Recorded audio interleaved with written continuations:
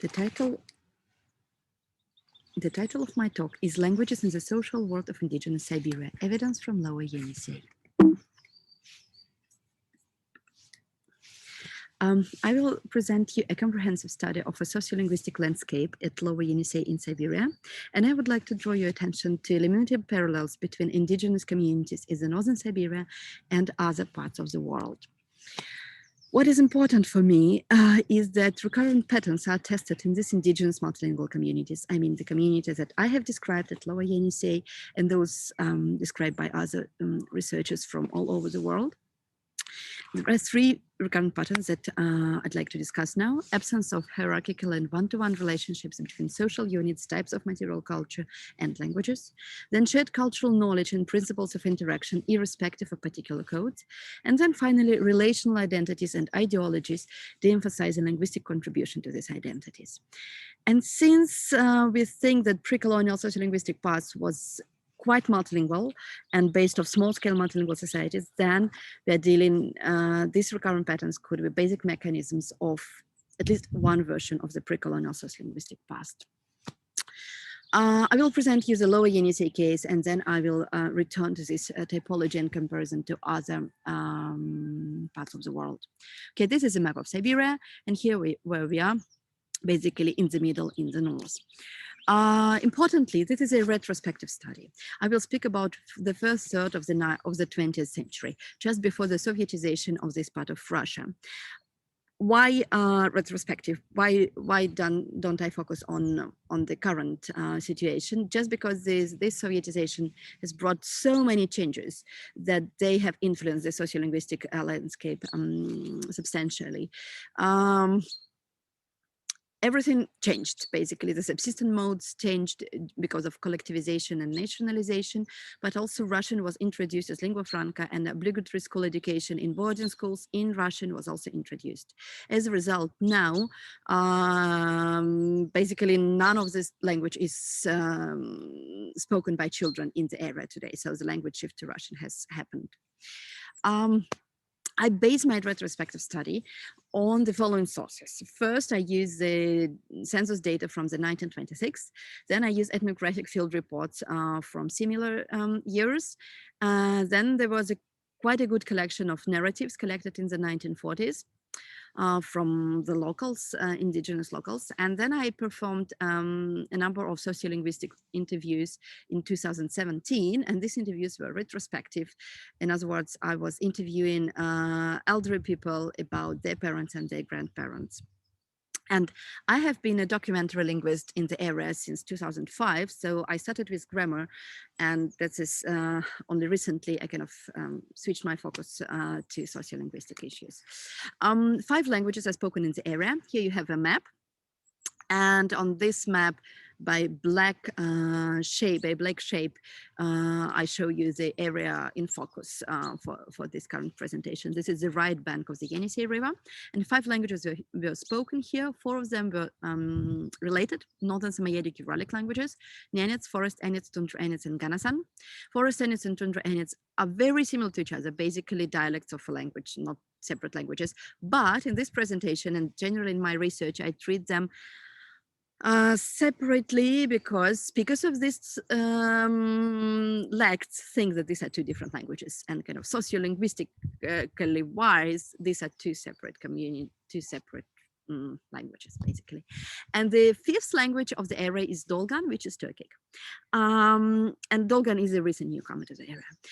Overall, the population density in the area is extremely low. So about only 2,000 indigenous people and about 500 Russian colonizers living in the villages along the Yenisei River at the time frame of this study.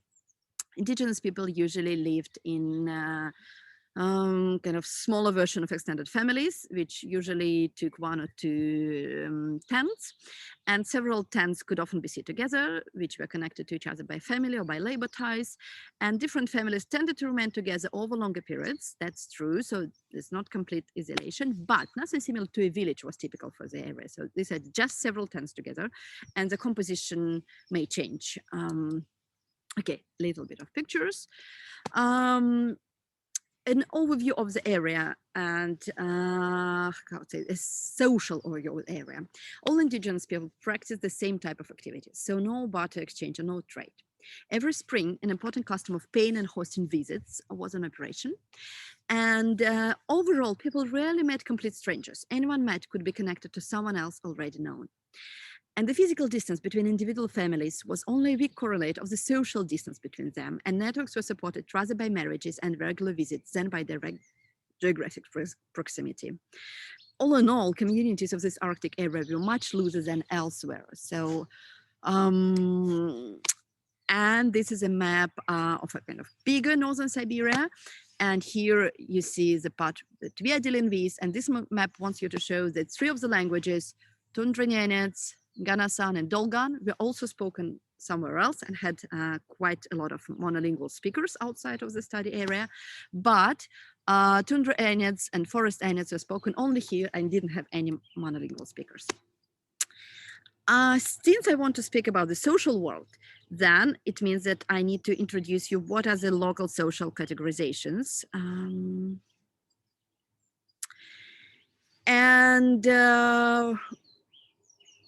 We can categorize those people by their clans, by patterns of material culture, and by so-called ethnic groups. But ethnic groups is a losing notion in the area because they were not as unambiguous and as mutually exclusive as one could expect. And to understand their logic and their organization, and just to understand which ethnic groups were there, I study ethnonyms and of local languages. And then after I present to you these local social categorizations, I will show you that mapping the social categories to languages was not trivial. There were no one-to-one correspondences. So first, clans. Clans were patrilineal and unambiguous, and that was the most basic social grouping. There were about 40 clans in the area, and each clan counted from a handful to several dozens of members at any given time. Marriages were exogamous, clan-based, so that was an important notion. Clans could disappear with time due to illnesses and exogamous marriages, given that some of them were just a handful or 10 or 20 people. Importantly for us, we know of many multidirectional language shifts by clans or their fractions over the past centuries. And importantly, they were multidirectional. So there was not a single clan or several clans that could kind of try to extend to everywhere, but just the clans were not stable diachronically. Patterns of material culture. They include types of clothes, dwellings, sledges, types of reindeer herding. There was a drastic difference between Dolgan and Northern Semitic types. And within Northern Semitic types, there were basically 2 groups. One were kind of Nganasan and Tundra-Nenets, and the other was Nenets and Forest-Nenets. And this is a modern picture, just for illustration. Ethnic groups. To understand, after I have studied exonyms and endonyms of 6 local lects, including 5 local indigenous languages and the local Russian of the 1930s, then I can say that there were 6 named groups in most of these lects. But some local languages merge some of these 6 groups in their lexicons. And here you see a number of possibilities. Some languages lacked original endonyms, like Tundra-Nenets or Forest-Nenets or Dolgan. Tundra-Nenets had an endonym, but it was borrowed from a neighboring language. Forest-Nenets and Dolgans didn't have endonyms at all, so they referred to themselves only by clan names. And the endonyms that are used now, Forest-Nenets and Dolgan, were actually invented by researchers, Soviet ethnographers and linguists in the 1930s. And also, if we look a little bit at changes in lexical changes in time, we see that some words have changed their meanings in the course of just several decades. This is just a table. So there were the 6 ethnic groups. They were not very stable. They were not very unambiguous, but they existed. How they corresponded to languages. We see that, first of all, there were mismatches between named ethnic groups and languages, and they were attested in the 1926 census. By mismatches, I mean cases when a person declares himself as belonging to one ethnic group, but speaking a language of a different ethnic group. Like, I'm Tundra-Nenets, but my language is Nenets. Or I'm Forest-Nenets, but my language is Tundra-Nenets. Also, or some other combinations. And there are quite a lot of these mismatches, as you see from the PowerPoint presentation. Then, however, even though I have told you before that there were language shifts between clans, this language shift did not necessarily lead to shifts in social categorizations. So people could call other people who spoke the same language that they are outsiders that acquired our language. So the shared language did not automatically mean a shared social identity for them. So summing up all the social categories like clans, patterns of groupings made by patterns of material culture and ethnic groups, we see that none of them corresponds neatly to languages. And also that there have been numerous diachronic changes in all kinds of social categories and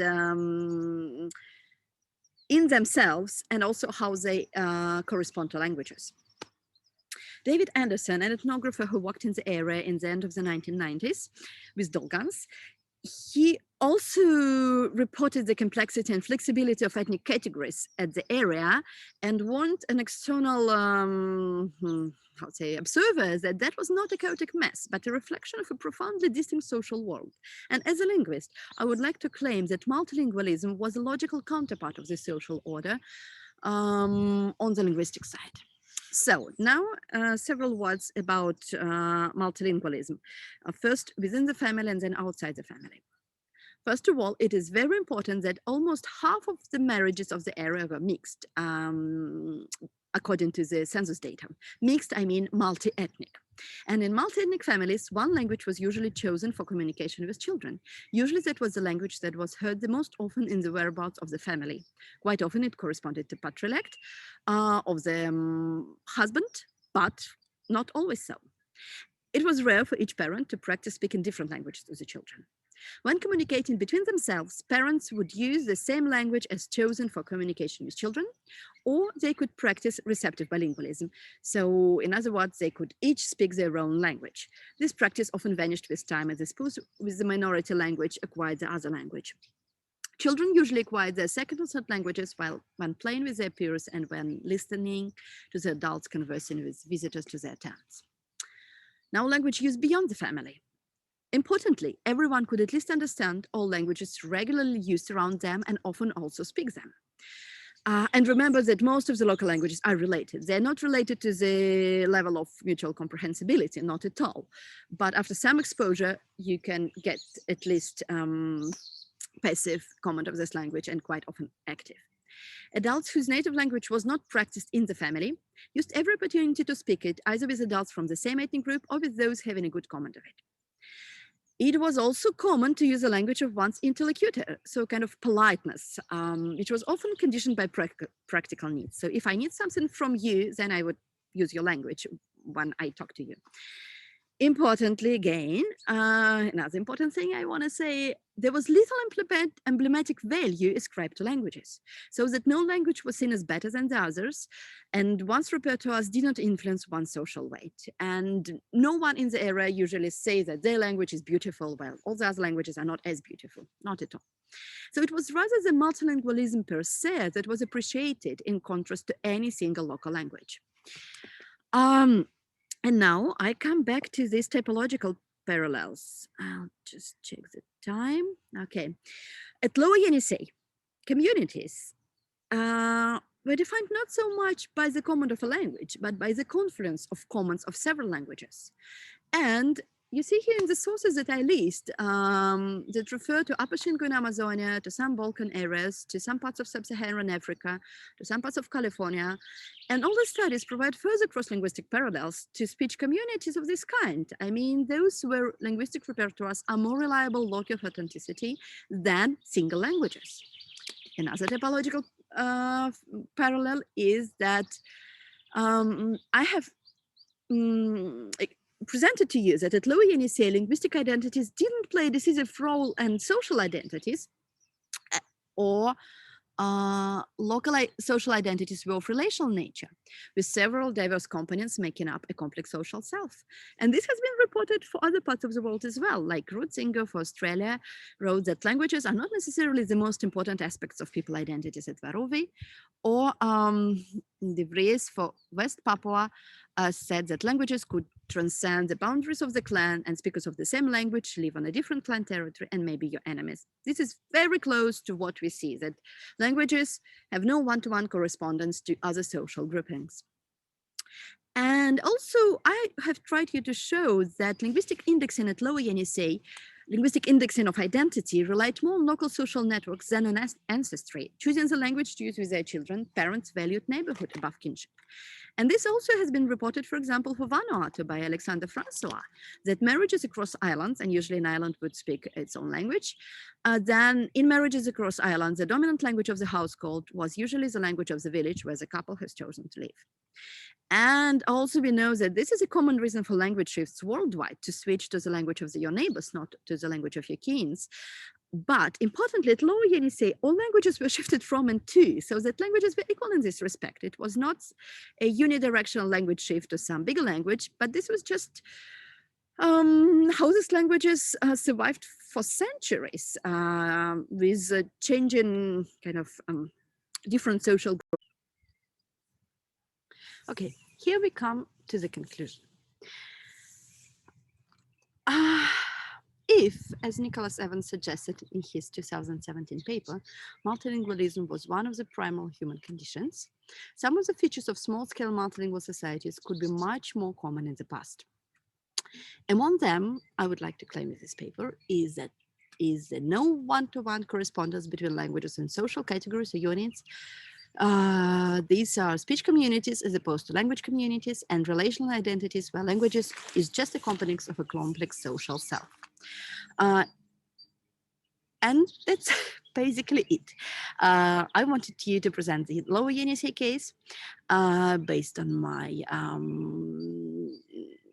own study, and to show you that it has some parallels to other cases known from other parts of the world, and to stress why this can be useful for linguistics in general. And my last comment is about some methodological things, because it looks like when we speak about this social stuff, and especially if we speak about reconstructed sociolinguistic situations of the past, then it's a little bit easy to slip into case when you read about other places and you think, yeah, maybe here it was the same, without much